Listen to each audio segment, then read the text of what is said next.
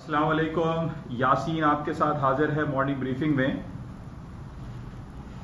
आज जुमे का दिन है, 26 जून ये डेट चल रही है। जैसे कि मैंने आपसे कहा था, ये महीने के आखिरी दिन चल रहे हैं और डेली बेसिस पे आपसे थोड़ी बातें हो जाती हैं, मुलाकात होती है और इंटरनेशनल फाइनेंशियल मार्केट के बारे में, पाकिस्तानी स्टॉक के बारे में, पाकिस्तानी सियासत के बारे में, पाकिस्तानी हालात हाजरा के हवाले से, बल्कि पूरी दुनिया के हालात हाजरा के हवाले से ये 10 से 5-15 मिनट की आपसे रोज़ाना की बुनियाद पे क्लिप्स तैयार की जाती है।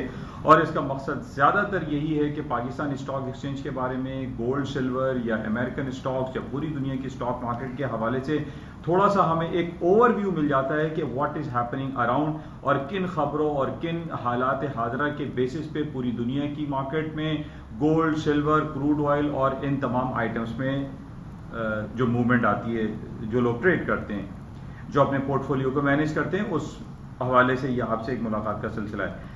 अच्छा, सबसे पहले तो कल एक बड़ी खबर पाकिस्तान में चल रही थी कि जनाब जो PIA का जहाज़ गिरकर तबाह हो गया 22 मई को Pakistan Karachi model town colony में।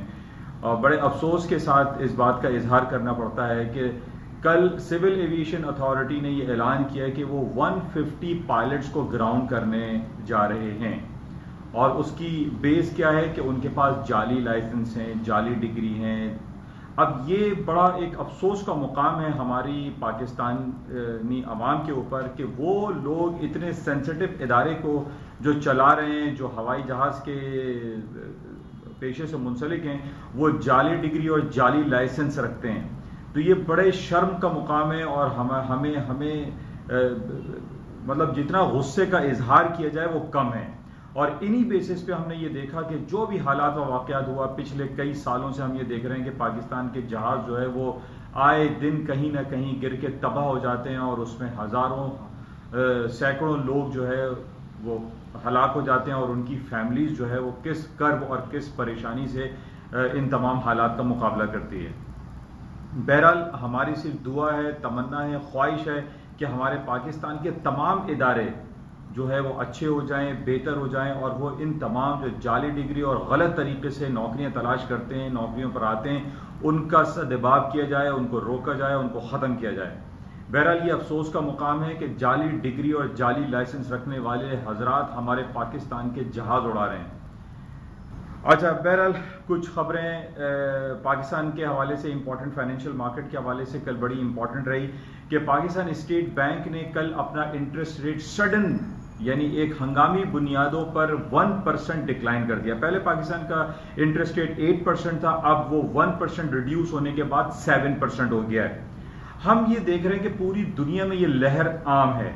इंटरेस्ट रेट कट होने का सिलसिला पूरी दुनिया में बरकरार और जारी व सारी है। यानी अगर हम एग्जाम्पल ले लेते हैं टर्की की, जिसका पिछले दिनों यानी पिछले कई सालों पहले हम देखते हैं कि उसका इंटरेस्ट रेट 24% था, आज वो गिरते गिरते 8% पे आ गया है।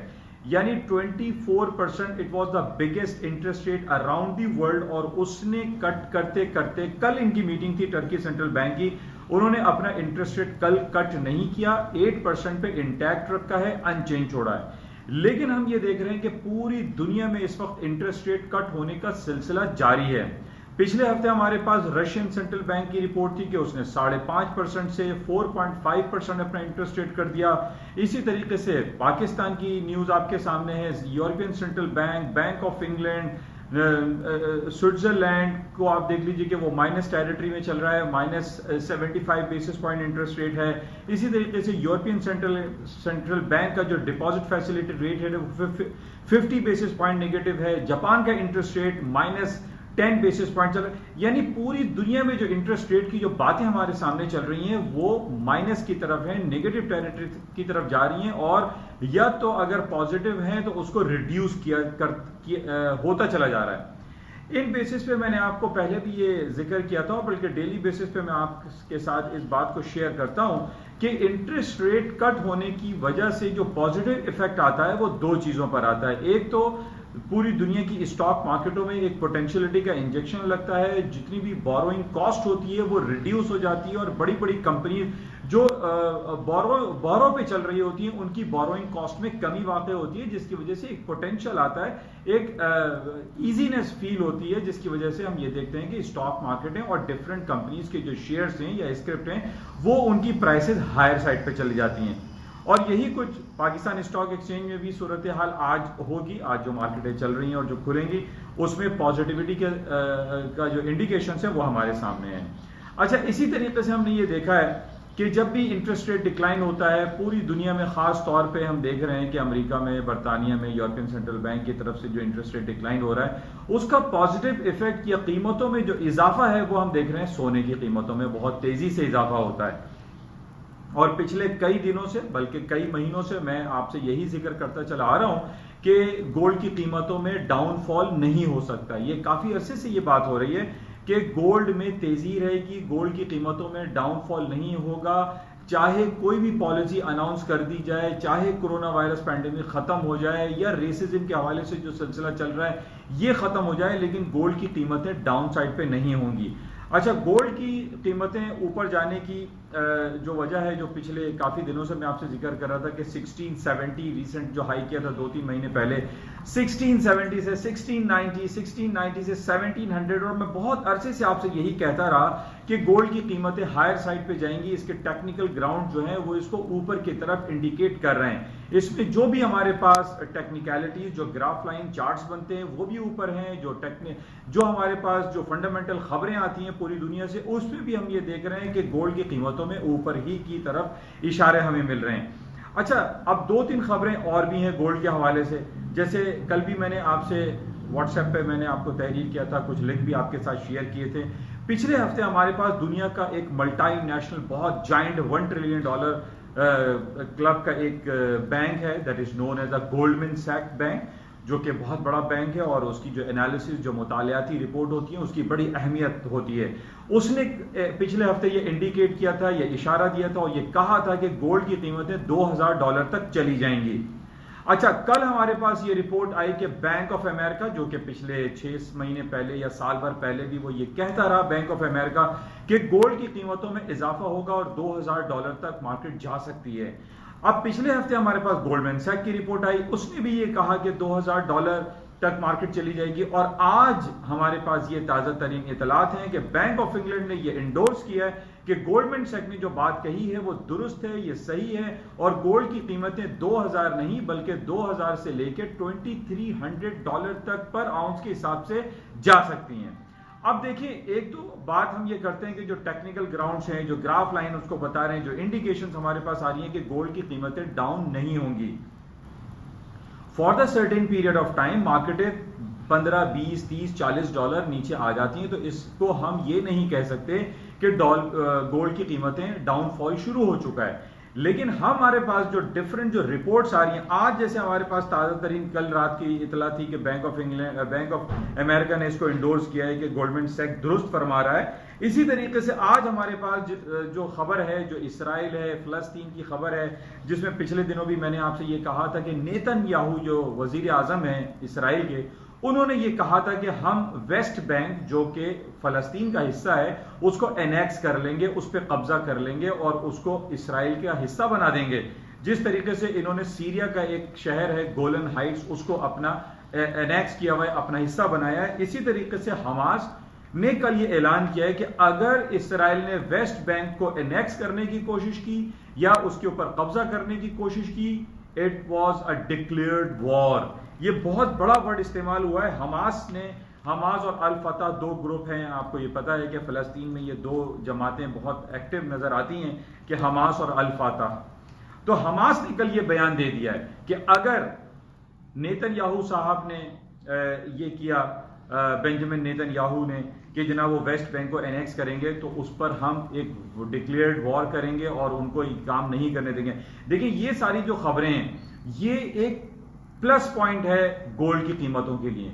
अब ये जो नेगेटिव हमारे पास खबरें चलती हैं कि जनाब फलस्तीन का मसला है, इसराइल का मसला है, सऊदी अरब और यमन में कितने अरसे से हम देख रहे हैं चपकलिश है, बॉर्डर लाइन पर उनकी हलाकतें होती रहती हैं, छोटे बच्चे खवातीन को मार दिया जाता है। तो इन तमाम नेगेटिव खबरों पे प्लस हमारे पास जो कश्मीर इशू है या हांगकांग का बेस है या फिर लद्दाख, श्रीनगर से ऊपर जो चाइना और इंडिया के अंदर जो हालात बहुत संगीन सूरत हाल इख्तियार करते जा रहे हैं, इन बेसिस पे हम गोल्ड की कीमतों को ऊपर की तरफ ही देख रहे हैं। बहरहाल आज जुमे का दिन है, क्लोजिंग है, जैसे कि हमेशा मैं आपसे ये कहता हूं कि Friday closing is a very important, और इन बेसिस पे मार्केट की जो मूवमेंट है उसको हम चेक करते हैं कि किन लेवल्स पे मार्केट क्लोज हो रही है। बहरहाल आज इसको हम ये चेक में रखेंगे।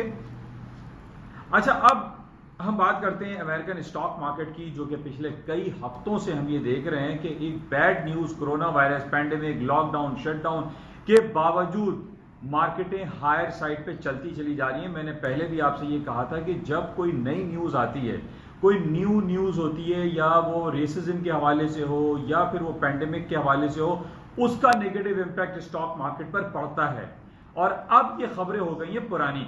अब हर खबर के पीछे एक खबर लगी हुई कि जनाब वो पैंडेमिक, लॉकडाउन, शटडाउन, लेकिन इन बेसिस पे स्टॉक मार्केट में नेगेटिव इंपैक्ट नहीं आ रहा है। इस बात को समझने की बहुत ज्यादा जरूरत है कि ये खबरें पुरानी हो गई हैं, चाहे वो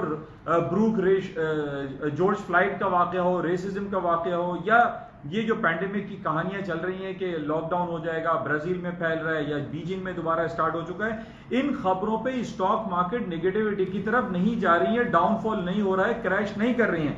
आज भी हम ये देख रहे हैं कि अमेरिका का जो मेन लाइन स्ट्रीम इंडेक्स है नेस्डैक तारीख की बुलंदियों को छूता चला जा रहा है, और आज भी आप देख लीजिए कि हायर साइड पे है, पॉजिटिव टेरिटरी में, कहीं कोई नेगेटिविटी उसके ऊपर नहीं आ रही है। हालांकि आज मैं ये तज्जिया करता रहा और सारी खबरें मैं पढ़ता रहा, उसमें यही खबर थी कि जनाब कोरोना वायरस, पैंडेमिक ये हो जाएगा, वो हो जाएगा, लेकिन इनके बावजूद स्टॉक मार्केट डाउन साइड पे नहीं आ रही हैं। उसकी वजह हमारे सामने है कि अमेरिका और कांग्रेस जो है वो billions and trillions of dollar के स्टिमुलस पैकेजेस अनाउंस कर चुका है, जिसकी वजह से अमेरिका के जो रहने वाले लोग हैं, वहां के जो शहरी हैं, उनके अकाउंटों में $2000, $1000, $500 वो क्रेडिट उनको मिल रहा है। Billions and trillions of dollar उनकी इकोनॉमी में प्लस हो चुका है। इसी बेसिस पे मैंने आपसे ये कहा था कि डीबेसमेंट ऑफ करेंसी हो जाती है, करेंसी अपनी कदर और कीमत को खो देती है, और यही हम देख रहे हैं कि डॉलर की कीमत डाउन साइड पे जा रही है अगेंस्ट वर्सेस गोल्ड, और गोल्ड जो है वो बढ़ता चला जा रहा है, और प्लस जो इंटरेस्ट रेट कट होने की बात है, इस पे भी गोल्ड ऊपर जा रहा है और करेंसी नीचे आ रही है।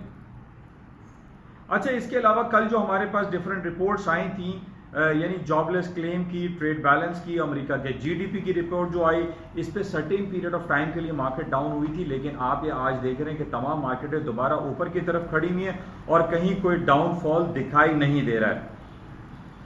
अच्छा, जिस तरीके से स्टॉक मार्केटें ऊपर की तरफ जा रही हैं, हम देख रहे हैं कि जैसे मैंने पहले भी आपसे ये कहा था कि ऑयल की कीमतें ऊपर की तरफ जाएंगी। आज हम देख रहे हैं, और मैंने बहुत अरसे पहले आपको दो लेवल दिए थे, $34 एंड $41, और यही हुआ कि मार्केट जब जीरो से या -$38 से ऊपर उठना शुरू हुई थी, मैंने आपसे कहा था कि $34 तक ऑयल की मार्केट जाएगी, और उसके बाद जो गैप है 41 और 34 का वो कवर होगा। मार्केट ने उस लेवल को कवर भी कर लिया है, अब इट इज गोइंग टुवर्ड्स $45। जिस तरीके से स्टॉक मार्केटें ऊपर की तरफ चलती चली जा रही है, पूरी दुनिया रीओपनिंग की तरफ जा रही है, हम ये कह सकते हैं कि ऑयल की कीमतों में मजीद इजाफा होगा, क्योंकि अगले महीने हमारे पास ये रिपोर्ट भी है कि Russia plus OPEC plus Russia है, सऊदी अरब है, वो डीप कट की तरफ जा रहे हैं, प्रोडक्शन को कट किया जाएगा, तेल की पैदावार में कमी वाक़ई होगी, जिसकी वजह से तेल की मांग में तो इजाफा इस वजह से होगा कि रीओपनिंग की तरफ जा रहे हैं, प्लस मार्केट में सप्लाई कम होने की वजह से तेल की कीमतों में इजाफा होगा। टेक्निकली $41 के ऊपर मार्केट जाती है या सस्टेन करती है, then it will go towards $45 and $50। तो बहरहाल इसको बड़े जहन में आप रखिएगा। अच्छा, इसके साथ आज हमारे पास बड़ा इंपॉर्टेंट इवेंट है, कुछ रिपोर्ट्स हमारे पास आ रही हैं। मिशिगन सेंटीमेंट्स हैं, जो कि बिजनेस सेंटीमेंट्स हैं, प्लस में आ रहा है, पर्सनल स्पेंडिंग प्लस में आ रहा है। तो ये तमाम आप जो खबरें हम देखते हैं, तो इनमें हमें कहीं जो हमारे पास जो बैरोमीटर्स हैं, जो इंडिकेटर्स हैं, जितने भी फाइनेंशियल और इकोनॉमिक इंडिकेटर्स हैं, वो तो पॉजिटिव की तरफ जा रहे हैं। पिछले हफ्ते हमारे पास जो रिटेल सेल्स की रिपोर्ट आई थी कि सब ये समझ रहे थे कि जनाब पैंडेमिक कोरोना वायरस की वजह से अमेरिका की बदतरीन रिपोर्ट आएगी रिटेल सेल्स की, लेकिन इसका बिल्कुल वाइस वर्सा हुआ। रिटेल सेल्स ने पुराने तमाम तारीख के रिकॉर्ड तोड़ दिए।